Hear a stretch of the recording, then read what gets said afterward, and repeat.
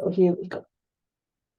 Hello, everyone. Welcome back to Symbiosis 3 weekend events. And I'm so glad today we have Eleanor, Curtin, an artist and calligrapher from Ireland.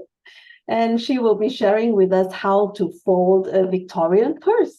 And also, very interestingly, she will share with us how it can be used. Over to you, Eleanor.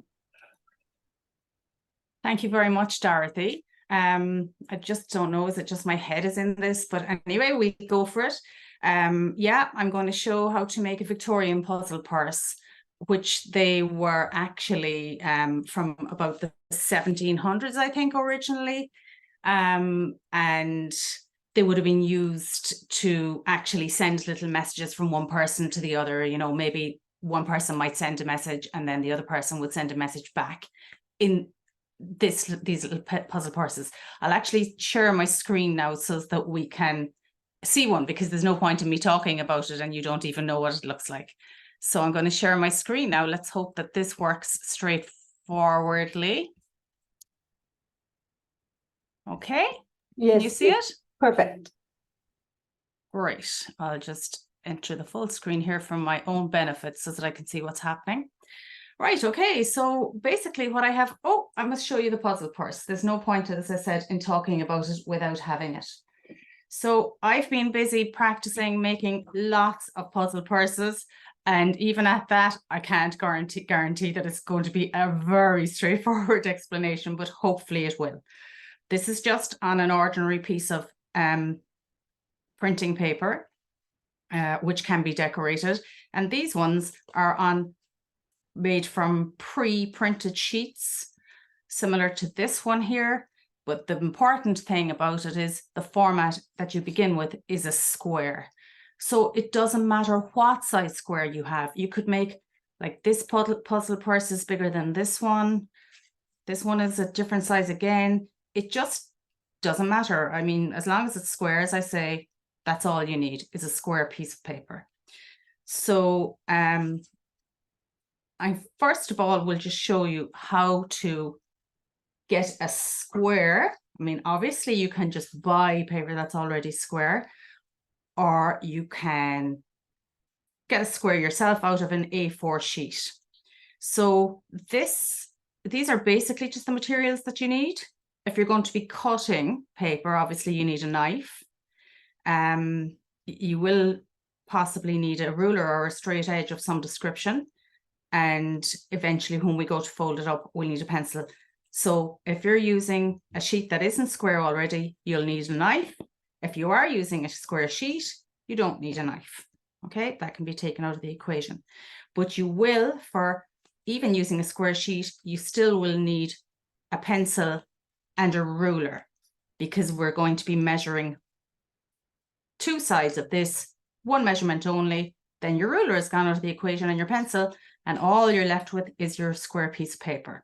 Okay, so starting off, I'm just going to show you how to get a square from an A4 sheet. I think the full A4 is in the screen there, so that's helpful. And what you basically do is you take one of the corners, you bring it across the sheet, just line up the edges. So lining up. So I've taken my A4, I'm rolling this across it. I'm going to line this up with this edge. Make sure to get my corner nice and sharp. Make sure my edges are lined up nicely. And then fold. Okay. Now, this piece that's left over here can be just trimmed off. I have a steel ruler here, which is good because sometimes when you use plastic and you're using a sharp knife, you actually can slice through the plastic.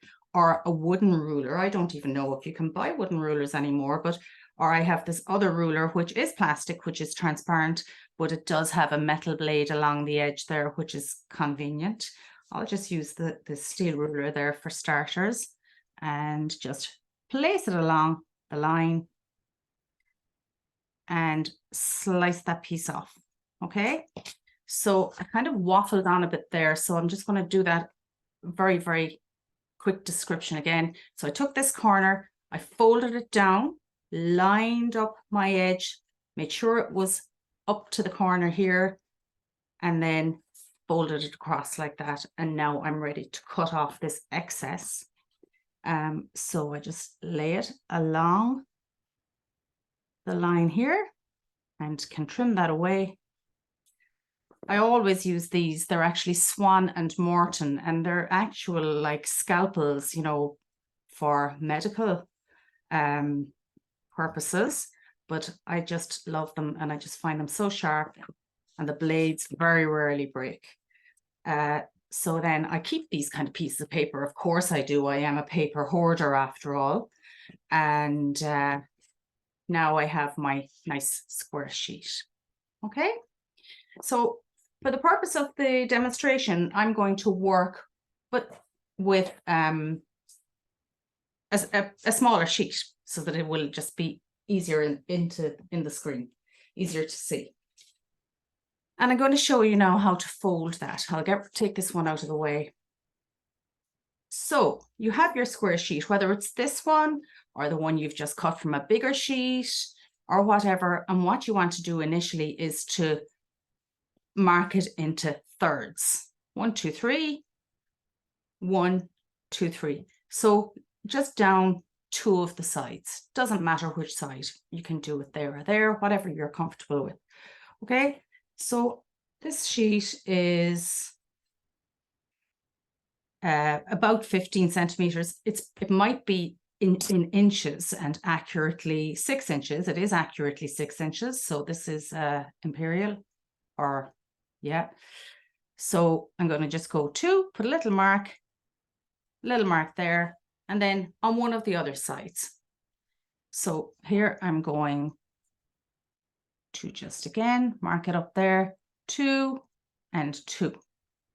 So 2 inches, 2 inches, 2 inches. So I'll be able to divide it into thirds. Now, I actually, when I'm doing this, I don't bother doing the second one. And I'll just show you here what I'm doing by just marking the first one. But just to explain, I'm just showing you those marks. Oh, and this one is slightly smaller. This one then is obviously in centimeters, I think. Yeah, it's 15 centimeters. So I'm going to say 5 centimeters here and 5 centimeters here. So I've just now done 1 of the thirds on that one. And I'll show you now why. Okay, so we have our marks here. You actually just, get the fold on the mark there. So I have my little mark. Again, now I'm going to line my edges up together nice and neatly. And get my first fold in. And I can go for my next one. Sometimes what I do is actually put the ruler in on the mark and just fold it up a little bit just to get that mark for myself. So I'm folding it into thirds. So this is my second fold.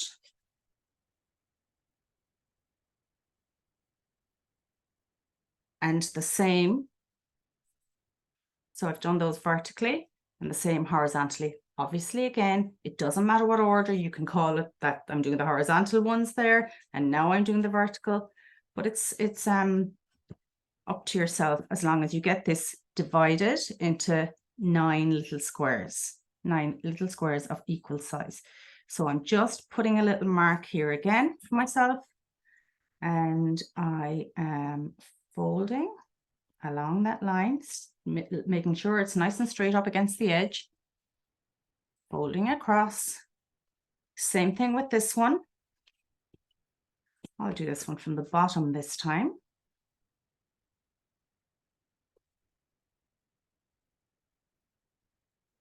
Get a little bit folded, bend in there for myself, and fold it across. Same again.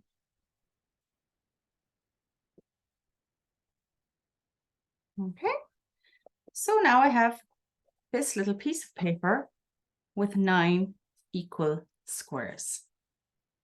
Okay, this one I'm just going to show you how I will fold this, having just made one mark on each. And if you're really risky, you can probably guess, you know, if you didn't have a ruler and you happened to have a square piece of paper, you probably could more or less guess where thirds are. But I have my small mark here. So for my, I'm going to just, don't know what that is on that. It's glue or something. Oh, I think actually it's masking fluid. Okay, so I've got my first third done. It's all lined up. And now I'm just going to basically fold this bottom one up to that. And I know it's going to be accurate. Just saves trying to measure a lot of lines. Didn't fold that one very straight actually, but you get the general idea. Okay. And then I have it in thirds. Same here. We have this little mark that I had measured before for my first fold. So line it up down the edge and then a fold across. And again, I know that if I fold this one in to here, that is my third. So I want to just make sure it's all nice and straight at the edges as well. Okay, so that's my third. Okay, so that's just, we have both our boxes, our little piece of paper now with our squares on them. Okay, now these are what I'm calling valleys. Okay, these folds, I'm calling them valleys because they're going down the way. If I had it turned this way and they're facing up the way, I'm calling them peaks. So we have peaks and valleys, or mountains and valleys. Okay, so this one is a valley. They're all valleys at the moment. That's fine. And we want them to stay like that.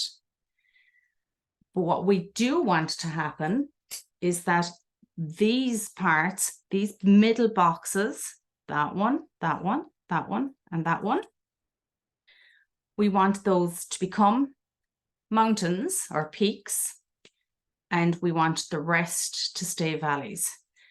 Now, I also want a line there, a line there, a line here, and a line here to become a valley. So this is what it's going to look like. And I'm actually just going to draw onto this sheet. We are going to end up with a fold here, and a fold here, a fold here, and a fold here. So our 4 corners, and they're going to be valleys, L-L-E-Y-S, and we will want our folds in here to be mountains. Now I'm going to show you a piece, just, I'll actually open one that a puzzle first that I've already folded just to show you that. Okay, so this is what it looks like, right?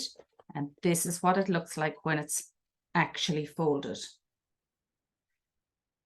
I'll get a different one because this looks like a practice one where I folded in lots of directions.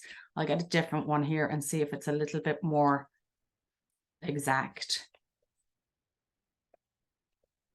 Okay. So you can see this is a mountain or a peak. That's a peak. That's a peak. And that's a peak. Those 4. So when I flatten it out, a peak, a peak, a peak, a peak.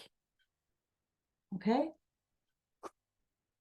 And the rest are valleys. We'll save that one for 1 second. Get a plain sheet of paper here again and just see what way this one looks.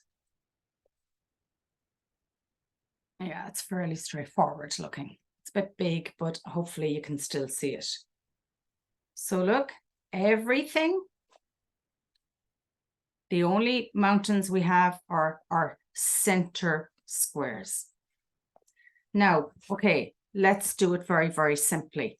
I like to actually keep the bottom of it without any fold going across it. Obviously, a very straightforward way to fold, to get these valleys, is to just fold it across like this. And you can do that. And it shows, like when I was looking these up and so on, it shows that as the technique that you literally fold it in half here. But I kind of don't like having the crease going across the central box. Let's just do it with this one. Okay, I'm going to fold it right across. This is the fastest way. You fold it into thirds that way. You fold it into thirds this way. Then you fold it across like this diagonally to get, you know, a nice sharp fold in those corner ones. But it's also making a fold across here. Fold it across this way, the other direction. So we're folding it diagonally twice. And you can see it's leaving these creases on this part. Now, obviously, some people may not mind that at all, but I do prefer to not have that cross. If I don't want to have that cross at the end, this is what I basically do. I just fold it across as if I'm going to be doing exactly what I showed you there, you know, putting a fold across the whole thing, but I just come from this corner, right? So I'm kind of leaving this square without a fold in it. It will have a little impression maybe of a fold, you know, visible, but it won't have a sharp crease on it. So again, into this corner and across like that. And now you can see it has the impression, but it can kind of be smoothed out without having a massive fold there, if you can see that, hopefully.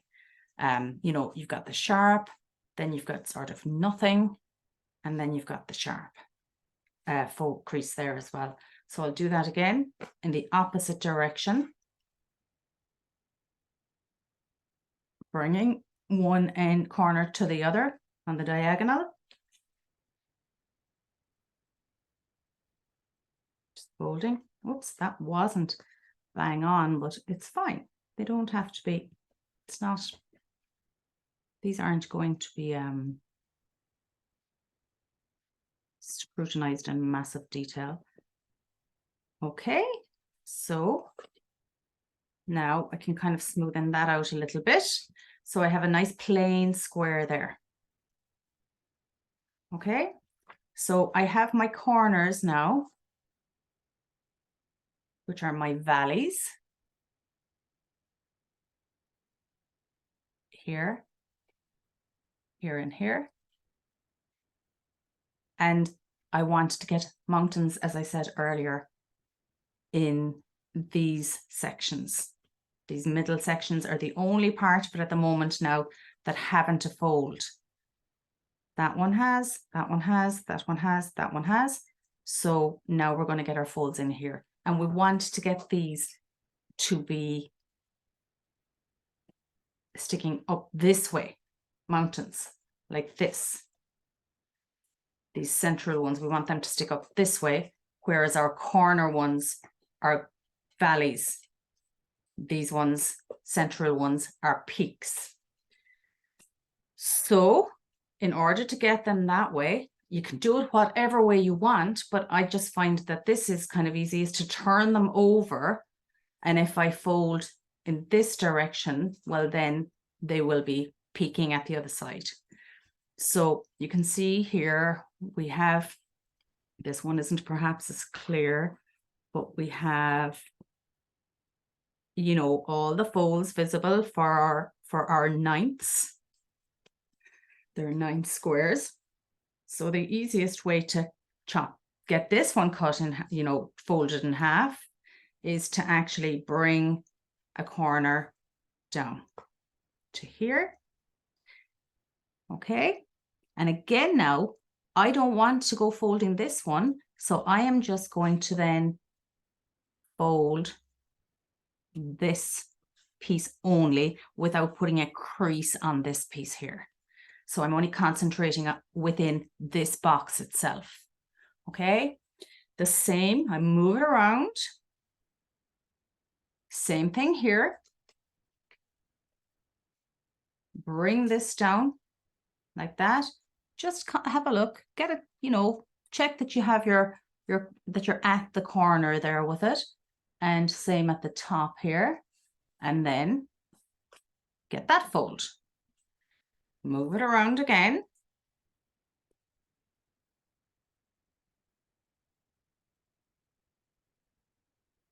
Same thing.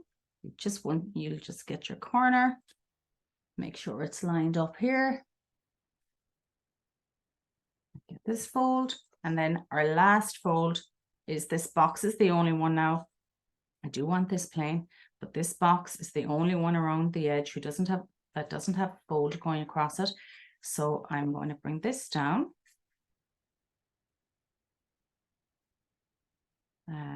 Get the corner there and up to the other corner, get a fold on that. Okay, so when I flick this back over now, turn it back over, you can see that these are now peaks because they were done from the reverse side. So I'm kind of really focusing here now on getting them to be nice and peaky. Okay, nice and peaky, squish it in. Get them into nice, sharp little folds. And also, I'm actually going to rub out that line, I think, because...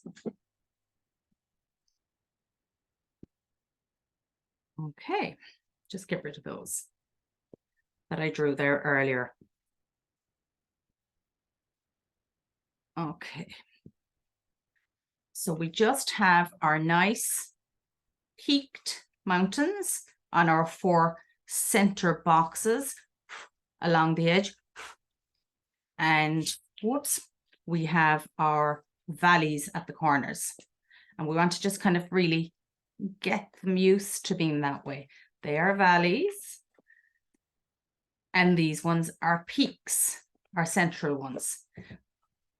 And then this is the part where you fold it into the puzzle purse. It just literally, you're putting each of those peaks, you're laying them one on top of the other. So this one will be going, you know, on top of, this is the complicated part, on top of that one will be going, this one will be going on that one will be going on that one will be going on that one. So it's like a pinwheel. You're kind of moving them around, you're tucking them in, and then it closes in like this. Okay, so this is as far as we've gotten at this point. Now, after this, I will just do one without really talking, because it's actually, I might have even complicated things by explaining it. You know, it's just when you look at it being done, it's actually very straightforward once you get used to it. So at the moment, it's like a little pinwheel. And I actually really like those. I think that would be lovely, you know, with, say, a wax seal or something put here. You could punch a hole, hang a ribbon, and it would be a nice little decoration. Even, you know, if you wanted to make it more Christmassy looking, depending on the colors you choose or so on. But I actually just even like this structure in itself. But then in order to make the puzzle purse, this one more step. And what you do at this point is you start folding these in. You fold this in.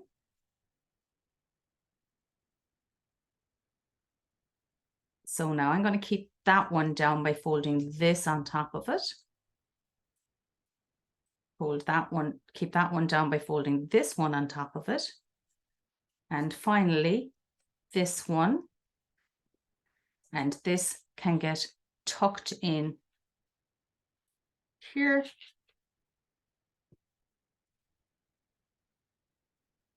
And there you have the little puzzle purse. Now, originally, they were used to send messages for Valentine's Day. So you could imagine that they were, you know, nicely written on, or maybe with little hearts and things like that. And as you opened them, the sender would be writing on each of the sections little messages, you know, maybe even here, or drawing something nice here. And then you open it up to reveal possibly another little message or something in here. But even at that, all of these parts these little sections can be decorated as well. So this is like a Christmassy themed one, and it's just marker. I mean, it's photocopy, it's printer paper, and it's just markers, just to, you know, for simplicity. So obviously, if it's nice and smooth like this, it can be the base just so that it sits nicely, but it could also be decorated, of course, as something nice. I think also that they could have a hole punched on them and could actually hang, you know, and maybe have like, make an advent calendar and have a little thing, a little, you know, money coin. I don't know if you have those chocolate coins, or just little tiny little gifts inside in it. I mean, you could have a little bracelet or a pair of earrings or small things, some sort of advent calendar. So you can see here, this wreath was done when it was closed. Okay, so you can open it. Then I'm revealing All is Bright. These are just simple markers, as I said. Deck the Halls. Is the Season. And Holly Jolly, just as an example of some Christmas phrases. And then maybe another little wreath just here. And I could have a gift or something inside in this. And then when you open it up, it's just a wreath again. You could have something written here if you wanted to. Maybe use a stamp even, you know, like best wishes. Oh, I think there was ink on that. I might just give it a go. This is from 2 years ago. I'd say the ink is on it. Might work, but it might just leave a little impression, which would be nice to just even go over if you weren't, you know, majorly into doing calligraphy or lettering or whatever. Stamping is always an alternative. So let's just say that this is a little gift in there. And then you close it back in. So you're closing in those mountains, one on top of the other, and the last one goes in underneath, and you're back to this. And you can either, when you're closing them, you can either go like, do this one, put this one down in it, put this one down in it, and finally this one, which is then tucked in, there. Or you could actually fold this one and the opposite one, and then tuck this in, well, which is the same, like that, and this one in like that. And it kind of gives a slightly more raised, it's very bright. It gives a slightly more raised look, you know, when you're looking at it from profile than the other way. Let's just see it. It's flatter. So with that, we're keeping that one down with this. We're keeping this one down with this. And we're keeping this one down with this. And we're tucking it in. This paper is a little bit stiffer anyway. But yeah, it's, you know, it's a bit flatter. It depends. You can close it whatever way you want. Okay, I'm going to start off now and actually just show you one that I have done with watercolor. Okay, so I folded this piece of watercolor paper first, and then I painted the decoration, you know, just the color on. Now, obviously at this point, again, you can go writing all sorts on it. It can be completely calligraphy, but it's totally up to you. Once you know how to fold the piece of paper, it's basically entirely up to you what you want to do with it then. So it's kind of nice. It's kind of like little stripes and things. And I can, again, fold all of that in to make something. So folding in that mountain, folding in that mountain, this one is next, and then finally this one on top, and flattening them out. But then obviously, look, the outside of it can be decorated as well with, you know, writing, painting, or whatever it is. Now, the great thing is, once you make one, you can actually just, sorry, things falling on the floor here. You can once make one. Look, I just now I didn't scan them. I just photocopied them on my printer. Has a copy function as well, and so I just so I could make like lots of them. So you can see here as well. If I just decide, okay, I want to have whatever size this is, as long as you have the square divided, your initial big square divided into 3 up, 3 down, three across, 3 up and down the way, it's divided into 9 little squares. I mean, you could basically draw that on paper and actually do the artwork just flat without having it folded in advance. You could just literally do the artwork flat. You can see here, it's like as if I designed this artwork onto this flat sheet. And now all I have to do is to cut it and then fold it. But my lines are already kind of visible. There's no more measuring or anything. I did that initially, and so that's over and done with now. Okay, so I can just cut along the edge. And, you know, you could make 20 of these if you were having a little party. It could be a children's theme or something where you have a little surprise inside in the little puzzle purse that they open up. But I mean, you know, so I've made my own paper now, basically, with my own designs in it, as opposed to just, you know, buying pre-printed paper. So that's convenient to be able to do, to make your own things. And all my lines and everything are worked out for me here. So again, I can just fold along the lines, make sure it's just nicely lined up. Fold it into thirds. So this is how you basically do it. You're folding a piece of paper into thirds, a square piece of paper. I'll get rid of the mat. Into thirds. 1.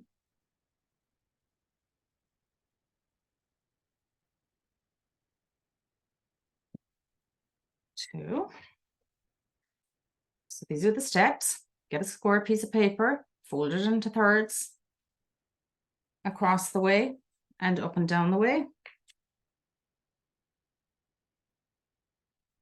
Because the design is printed onto this, I don't have to measure.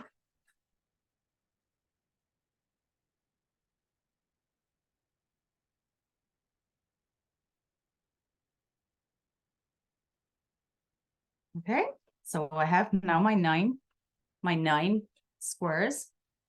And then, like I showed you earlier on, you can either fold the entire sheet diagonally across like that, but you will end up getting folds in your center one, or you can fold it.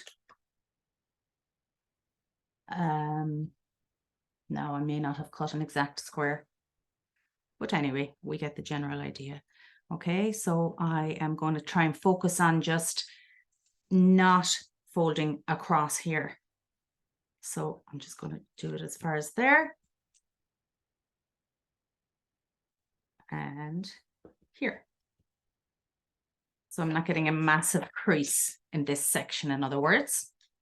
And the same So now I have my little valley here, another valley opposite here, a little impression there, but nothing too major.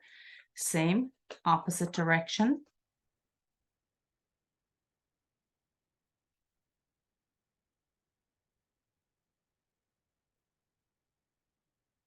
There. Skip the middle. And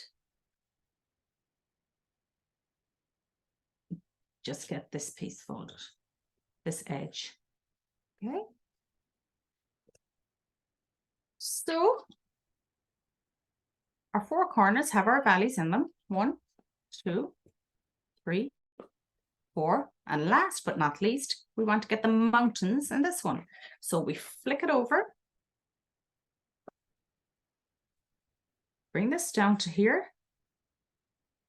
This is easy to see actually, look on this because it is already gridded out.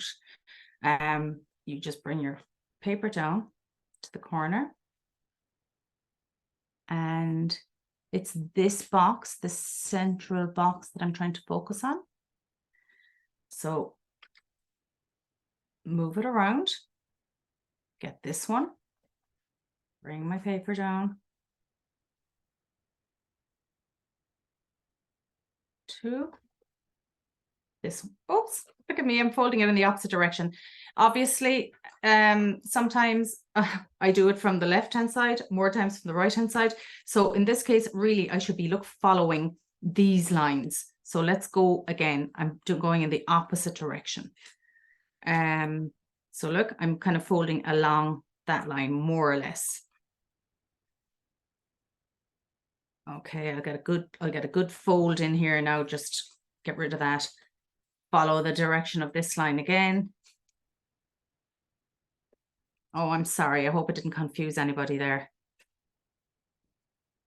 This one.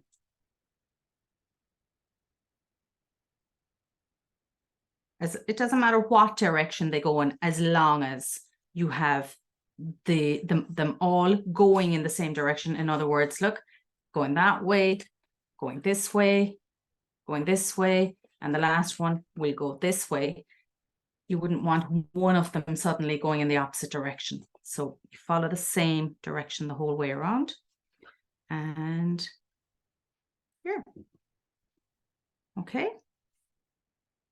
So we have our the little valleys in our central boxes.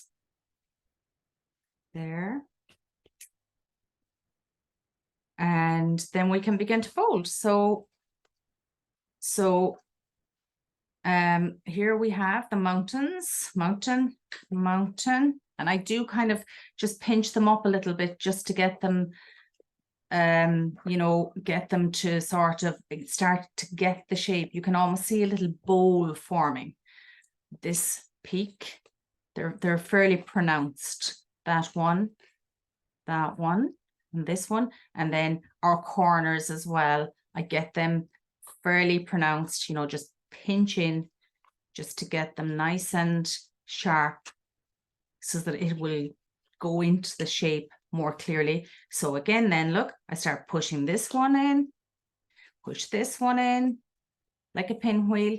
They go around, and that one, and they're in towards the center, and then they actually form that kind of pinwheel. Okay. And it's, as I say, I like the looks of these. I mean, again, if you were to just leave it at that and hang it, maybe even put a little grommet or whatever they're called, those little goldy rings in there or not. I think it's a nice thing in itself. But obviously then to go your one step further, and I'm just going to put €100 in here as a gift. Here we go. Start folding in. So fold this one, fold the next one to keep that down, fold the next one to keep that down, and then finally fold the next one to keep that down. And then you can just tuck this in and And there we go. And now there's a nice little gift inside in that for somebody. And it's a really nice little piece of paper. What I like about working on the watercolor paper is, you know, you get the nice kind of bleed and the texture that you get from working with watercolor, you know, the little brush strokes and so on. If I was trying to decorate this printer paper, I wouldn't do, obviously the watercolor would behave in a different way. This one is marker, and you know, markers work perfectly on paper. But if you're looking for a kind of a more painterly effect, then it's nice to do it on the actual watercolor paper first of all, and then just print it. And as I said, you know, you can print as many as you want then to get, you know, a series, or that everybody's getting the same gift, or do a couple of different designs and just make a whole load. But you're designing your own paper, you're in charge of it. You're not depending on some surface pattern designer somewhere to come up with the paper for you. You have done it yourself. You know, I mean, these are all surface pattern designers who have licensed their work and have the patterns on the paper. We're all artists, or at least, you know, it's not that complicated to do this kind of little simple pattern. And so come up with your own, and it's a lovely thing to do. Okay, so that's another suggestion for puzzle purses. And as you saw, I put a little surprise into this one. You could write things along the way here. And then when you open it, your little gift of whatever your gift is inside. Okay, so I'll simply close that back in again. Put this one down, keep that down, keep that down, and then tuck this in. Okay. And I will have one look now and just show you what we can do again with all of our spare papers and things. Some of this stuff was me for Symbiosis. You can see there the date is on it. You know, the pen was being held perpendicular. Obviously trying out the ruler, what's it called? A ruler pen. It was a cola pen. And, you know, getting the splashes because I was exploring the theme of the ocean. So like, this is really nice. So like, we all have lots of paper like this lying around the place. Here again, you can see the word ocean written, or calligraphy. Oops, it's a little bit out of focus. In those, so the nice splashes, the ocean, just working with the pen, you know, trying to see what kind of strokes into the ocean I go to lose my mind and find my soul. The word shallow repeated over and over, or might be nice even, this was on tracing paper, photocopied on or printed on tracing paper. So I'm sure that an interesting you know, effect of being able to see through the paper might be nice. So I'll try and cut 2 sheets there at one time. I like those two. It's kind of splashy and textured. And this one is a photocopied onto just tracing paper of work that I have previously done for Symbiosis. So it might be interesting to see what way they come out. Now, I'm not going to go measuring. Well, I mean, it is very straightforward, obviously. Look, just to recap, if I want to make a square, and I'm going to do it with the 2 sheets at one time just to try and save time. If I want to make a square out of an A4 sheet, basically bring down the corners, straighten up the edge, make sure it's aligned along the edge here. That's the important thing. And then, so if that wasn't on screen, it's aligned along the edge there. And then fold across. And now basically cut. cut down here. Here's my scalpel. I cut this.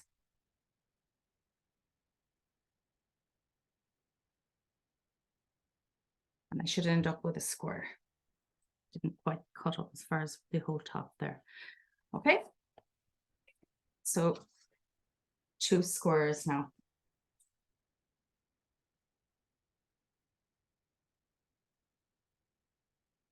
One, two. Probably so used to, now I know for a fact that these are 21. An A4 sheet is 21. So we're back to basics again here. Seriously, the more you repeat the process, the more used to you'll just get to actually doing these things very quickly. You know, I mean, you can just sit down and make a load of them. 7. You might wonder, for what? But now here I am, say, maybe with some nice calligraphy marks. If I was going to be hosting a calligraphy workshop or something like that, it might be nice to just use up some of the old scraps of calligraphy paper that I have. I know there's little holes here, but I'm just going to ignore those. Obviously, if we had a little bit more time, which I will do actually, so I'll just cut 1 centimeter off. I'll just cut this ruler width off of both sides. So I'm just going to mark it. So the ruler will be here because I'm right-handed. Okay, I'll cut that off there. And I'll cut another ruler width off here. And with it, I seem to be cutting off my centimeters marks. That's okay. Oh, sure, of course, they've changed now. Bear with me. Of course, it's not 21 centimeters anymore now, so my thirds are slightly different. Now it is 19.5 divided by 3. Oh, 20 divided by 3, which would be what? 6 and a bit. So I'm just going to go, look, 6 and a bit. That's fine. That'll work out. So I'll do my first fold there instead.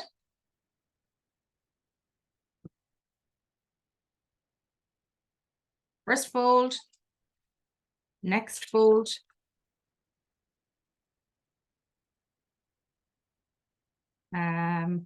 It's going to kind of guess along here as well now that it's around the same. 6 and a bit. I'm not looking over fussy. It'll work out. I'm sure it will work out. There.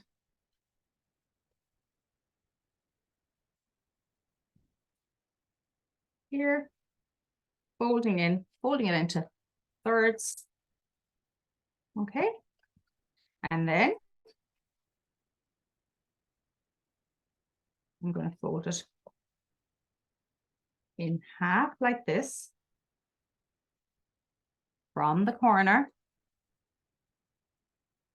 Get it out here. From this corner to here. Because I don't really want a massive crease here. That's my own personal preference. If you want to do it really fast, just fold it across.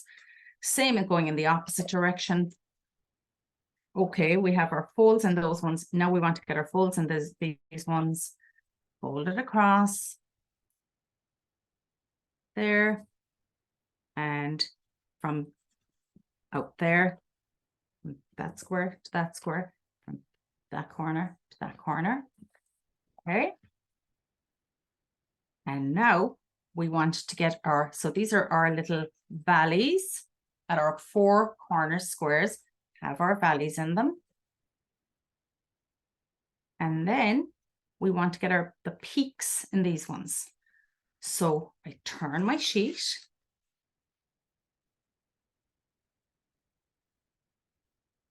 And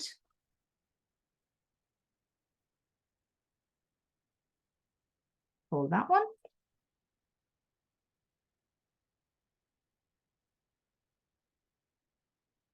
That. It's beautiful ink. It's actually it's for fountain pen, but it just had really nice tones on it, you know, depending on how thick it was applied.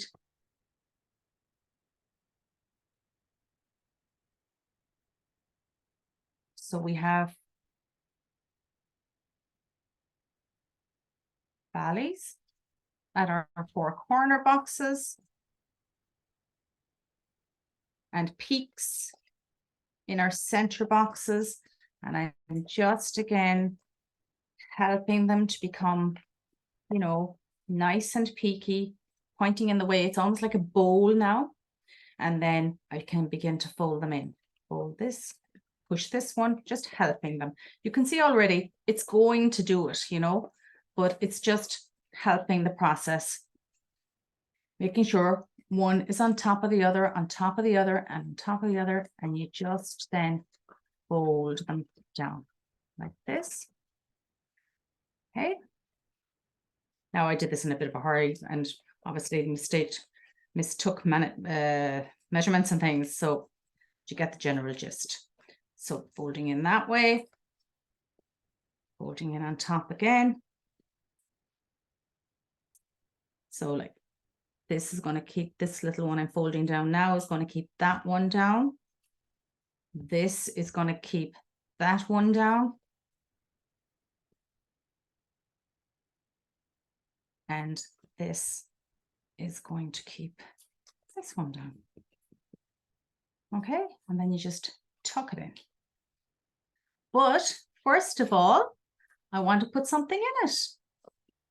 Okay, so let's just say I want to keep my nibs safe. I want to give somebody a present of nibs. I want to, obviously you can put whatever you like in, but if I was holding a workshop, I could maybe put my nib or 2 or however many for the workshop into this little calligraphy paper container.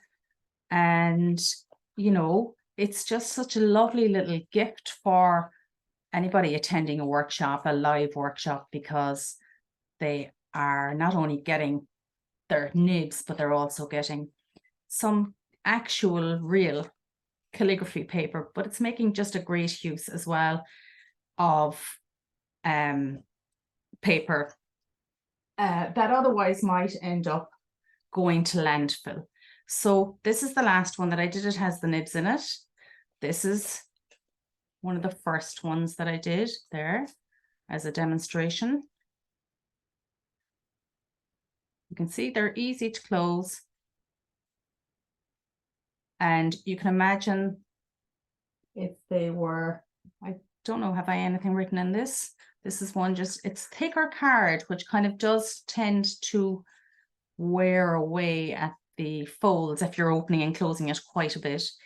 Love, again, this is just very quickly written, love, hope, joy, peace, and maybe opening it out to have, you know, celebrate family, friends together, and then peace on earth, you know, some sort of little thing in it. I mean, if the bigger you're going, you could literally fit a cookie into this, but as I say, up to each individual entirely what they want to put into them, or you don't have to put anything into it. Originally, it was just about the messages that were written in the pieces themselves. So you can see plenty to work with, and I think it might be kind of interesting. So folding down, tucking in and tucking in. It might be interesting to maybe even, you know, go further and use transparent paper as well, just to see. It might be nice to see the, you know, one piece layered over the other, that you can actually see through the paper, and it might get a nice effect as well. So I think really that's it. I hope that I didn't make it so complicated for everybody. A very, very quick rundown. You divide your sheet into thirds, 3 that way, 3 that way. You fold it, you fold your paper into thirds vertically, and horizontally, so that you have the actual lines. Then you fold it diagonally and get corners. Those 4 corners have folds in them, folded diagonally both ways to get folds in those corners. And then everything, all of those 4 corners are valleys, and then you turn it over and you fold to get the center creases, and they are actually what I'm calling peaks. So they're very, very much so peaks. These ones are very much so valleys, and then you just push them in together, making sure one is laying on top of the other around, and it forms the little purse itself. Okay, so I suppose we leave it there. I'll unshare my screen now, if that's okay, Dorothy. Yes, thank you. That was so clear, Eleanor. Very, very clear. Okay, I need to stop my share. Yeah, and I think the repetition helps, you know, to see it over and over again, and to try. It was like repetitive, but yeah, it helps. It really helps, you know. And I made quite a few together with you, so now it's going to be hard for me to forget how to do this. It's great. Thank you for all the ideas. Okay, and obviously, I mean, you know, there's all sorts of things. If you're not into calligraphy itself or whatever, there's stamps that you can decorate them with. You can paint. You can just do whatever you want.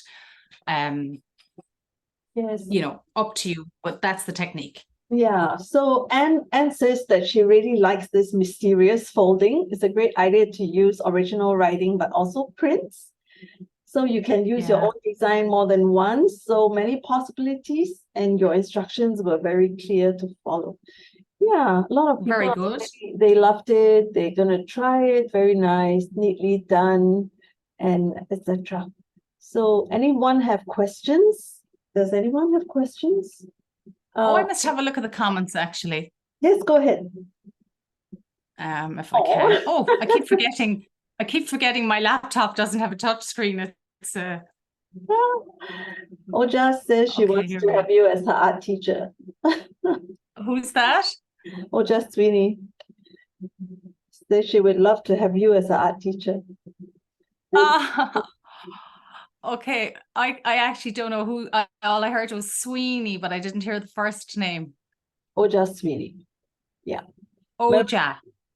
Oja Sweeney. That's a gorgeous name, isn't it? Yes. Sabine. They were so much fun. Never thought of using them for gifts. Yeah, I think I have so many of them now. I'm definitely going to have to try and use them for something. I mean, you know, I think I might, because I've been so busy, I haven't made any Christmas cards, which is awful. Because, you know, when you start sending cards, and I've been sending them for like 30 odd years, making them every year, and people expect them. And I have friends who collect them, and they kind of are disappointed if I'm saying, I haven't even thought about them yet. And because it's like I'm breaking their streak if I don't send one. You know, so the pressure is real. So I think that maybe I have so many of these, or I might make one and just photocopy it, like I said to you, but it still is my words, my art, and fold them and just put them in little tiny envelopes and send them off with a nice note. Yeah, Maria says that it's nice to, it will be good for children with sweets and secret messages inside. Yeah? Yeah. Great idea. Thank you. The repetition as well is absolutely, I don't know, I found myself, the more I did it, obviously the easier it came, but I you know, the way they see, you need to kind of see something 7 times before it goes into your... Yes, it really helps. So I repeated it over and over again. Yes, it's good. I do love that one. Oh, nice. It is nice. You know, which was made with the calligraphy. It's just a nice, nice thing. It's nice. Well, I guess there are no questions, so I will end the recording here. Good. Excellent. Great. Thank you.